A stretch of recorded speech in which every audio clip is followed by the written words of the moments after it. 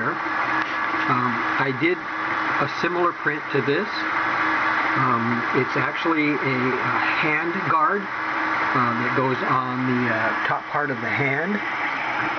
The one I did before this one was done in two parts. And you can see there's the kind of a smaller part here and the larger part here. And the reason is it was split right here on the seam. There's a kind of a raised area. So it was split right there, so it would be less noticeable when the two parts are put together. So basically, I needed a flat area to actually have the print stand straight up while it printed, because I didn't want to use any supports at all. So I modified the print with two little tubes on either side, and then you would run a filament strand, just a small piece of filament as the pin. You'd pin it together and then glue it, and you get this. So basically this is one of two parts. This would be on, say, the right hand or the left hand, but it was finished earlier. So now I'm doing another one, but this time I'm using minimal supports. And you can see here there's no support above about half of the length of the print right there, because it's really not needed up in here at all, because all you need is it to support it, stand it up. It needs to stand up the entire time that the print is finishing, and you can see here it is almost done. It has about 30 minutes, 28 minutes, but it is coming to an end here. But you can plainly see that there's only supports from this location on down, because that's really all that's required. Many times supports are put on the whole thing all the way up, and oh my God, what a mess. But basically this is sitting on the build plate right here. There's no raft, no brim, no messy ass glue stick to put down or clean up, or Elmer's glue this or that. And you can see that plainly here. You can see for yourself. There is a skirt. You can indeed see a skirt around here. That is required because it's not required in the print, but it's required as a user to see how level the bed is. You need a perfectly flat bed to begin with, because once it's flat, once you know it's flat, then half the problems are over, because you wouldn't need this electronic gizmo here hanging on the side to compensate for highs and lows that are in the bed.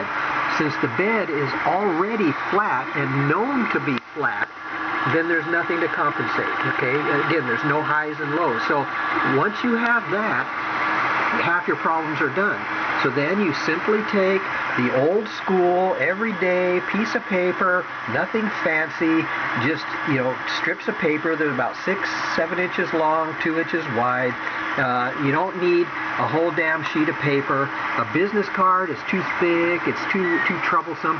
If you just have a strip of paper, technically all you need to do, let me just grab it here, is you get to put it in place. You don't need to be close up. You can just put it in place, do your tramming, take it away, and hang it up. So it's like, it takes less than 3 minutes to do a proper tramming job, and then start printing. You don't need to test your print or your skills. You don't need to test any of that. Just simply start printing, okay? Begin by, doing what you normally do to set up the printer. You can see here, nothing's fancy. There's no frills at all. This is just your basic, super easy print head. You have your heat sink, you have your nozzle, you have the tube going in the top. That's it. This is the moving part. This is the x-axis. So you need filament to be delivered to this axis so that it can put filament through the nozzle and onto the moving table. So this is your y-axis, this is your x, and then your z is up and down. Okay, it only moves up for each level, because this stacks filament on top of the level below. It's called FDM, filament deposition modeling. So the important aspects of this is you need your flow and you need your fusion. You have proper flow, proper fusion, proper temperature, you're good to go. I mean, it almost takes care of itself, okay? It doesn't need you as an operator. Just set the machine up properly and you're good to go. And this is a proper way to set up the machine for the bare minimum. You've got the extruder. You don't need a metal extruder. That doesn't help printing at all. You basically need the original extruder, which that's what this is. You can see it for yourself. If that arm does crack, don't replace the whole thing. Oh my God. Keep the body, all right? Change the arm if you have to. Because once you buy an arm that has never been installed ever, then it's never been stressed out, it's never been, stressed in the box or anything. It's brand new. It comes from the manufacturer or the supplier. Install it 2 years, 3 years, who knows when you'll have issues if you do. Because again, it's never been stressed at all. Just install it, keep the body, begin printing. You don't have to worry about E-steps or calibrations or mucking with it, trying to get the damn thing to work, when technically it was designed for this extruder anyway, all right? So all the settings apply to this, okay? So anyway, just keep it as it is.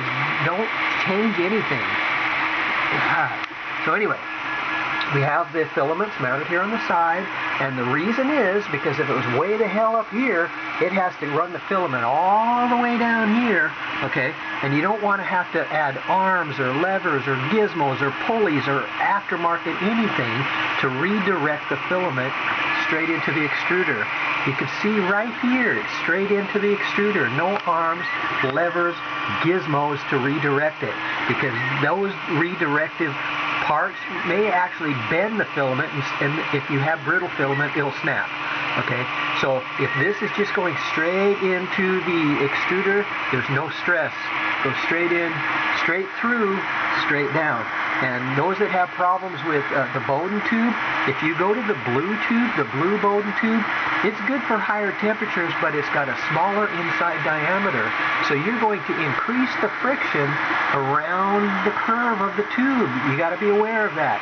So basically just keep the original tube, keep the temperature of the nozzle below 210. 210's good. It's best for fusion and flow. It works every time.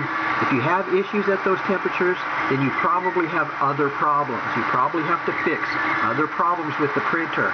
Like if you've got stringing or anything like that, find out all the issues, get those straightened out, and start printing.